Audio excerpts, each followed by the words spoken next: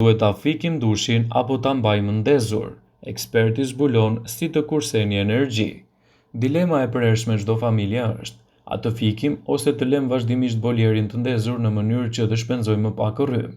Edhe pse të shumica e mbizotron dilema që është më mirë që ta lëmë bolierin të punojë, sepse me rastin e çdo ndezje shpenzohet më shumë energji elektrike për ngrohje sërish. Përgjigjja është plotësisht e kundërta. Dinamika e shpenzimit varet se sa e fikni ose vazhdimisht e lini të ndezur, varësisht nga ajo se për çfarë shpenzoni ujin e ngrohtë dhe sa shpesh. Rekomandohet që gjithmonë bolieri të fiket kur rryma është e shtrenjtë.